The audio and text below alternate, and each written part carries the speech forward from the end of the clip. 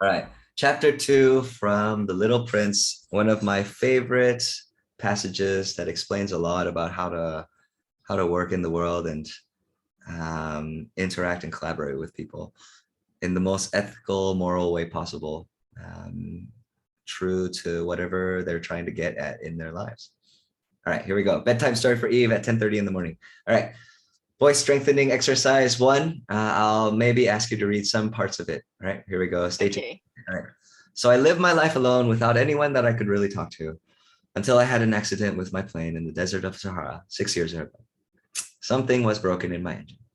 And as I had with me neither a mechanic nor any passengers, I set myself to attempt the difficult repairs all alone. It was a question of life or death for me. I scarcely had enough drinking water to last a week. The first night, then, I went to sleep on the sand, 1,000 miles away from any human habitation. I was more isolated than a shipwrecked sailor on a raft in the middle of the ocean. Thus, you can imagine my amazement at sunrise when I was awakened by an odd little voice. It said, "If you please, draw me a sheep." What? Draw me a sheep. I jumped to my feet, completely thunderstruck. I blinked my eyes hard. I looked carefully all around me. And I saw a most extraordinary small person who stood there examining me with great seriousness. Here you may see the best portrait, Portrait, that I was later able to make of him. My drawing is certainly very much less charming than its model. That, however, is not my fault. The grown-ups discouraged me in my painter's career when I was 6 years old, and I never learned to draw anything except boa constrictors from the outside and boas from the inside. Real quick timeout to explain that part, right? Bedtime story style, right? Is that the author of this book said he drew a picture, and the picture was a big snake that ate an elephant. Yeah. Like this. Mm. And so he used it as a filter. And the filter was, if people looked at this picture and saw a hat, then he knew they were normal. But then if he showed this to people and they said, "Oh my God, it's an elephant that's inside of a boa constrictor," then he would Oh. they're special. It's such a dorky thing in this book. All right. Oh. I love it. Okay. And then he goes here. Now I stared at this sudden apparition with my eyes fairly starting out of my head in astonishment. Remember, I had crashed in the desert 1,000 miles away from any inhabited region. All right. Eve, go ahead. One sentence. Oh, and yes, my little man seems neither to be starving and certainly among the sands, not to be fainting from fatigues or hungers or thirst or fears. All right. Time out. Wow. Okay. The way you read that was very chill and comforting, right? Like if I were my son, I'd be like, this is a great bedtime story. Okay. All right. You can Okay. do it too. Right. So remember one of our themes from today, which is going to be what you hear influences what you say. Yeah. Okay. All right. And then one thing here is going to be fatigue. This is, we say fatigue, right? That means Fatigue. tiredness, the noun That's tired.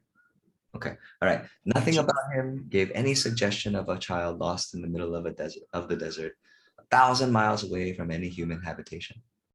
When at last I was able to speak, I said to him, "But what are you doing here?" um part my mom calling but Okay, time out.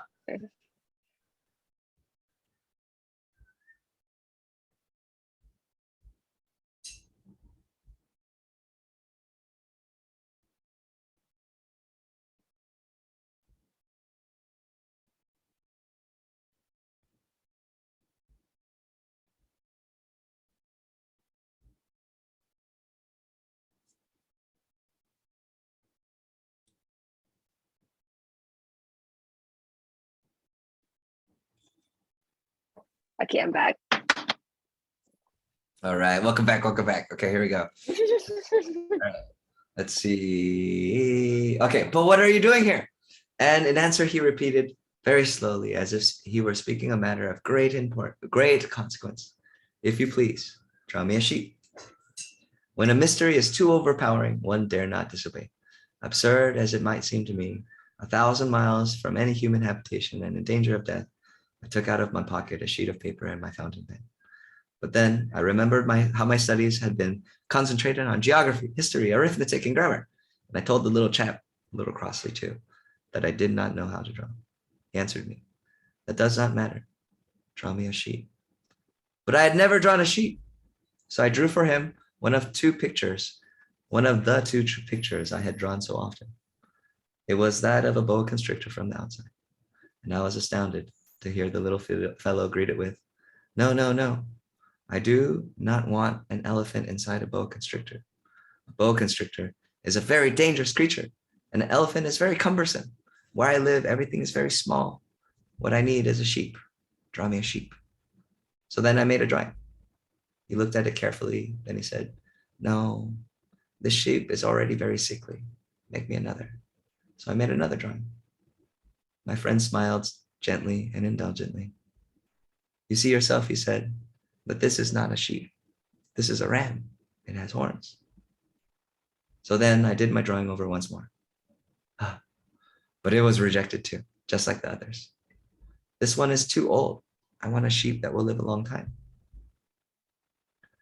By this time, my patience was exhausted because I was in a hurry to start taking my engine apart. So I tossed off this drawing and I threw out an explanation with it. "This is only his box. The sheep you asked for is inside." I was very surprised to see light break over the face of my young judge. "That is exactly the way I wanted it. Do you think that this sheep will have to have a great deal of grass?